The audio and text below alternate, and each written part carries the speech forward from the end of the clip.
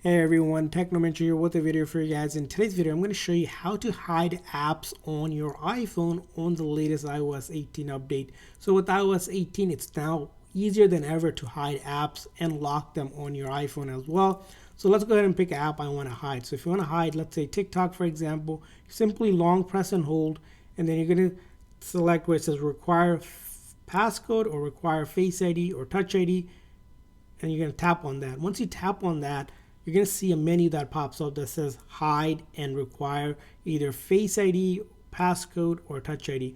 And then you're going to select that option. And once you do that, just enter your phone's passcode.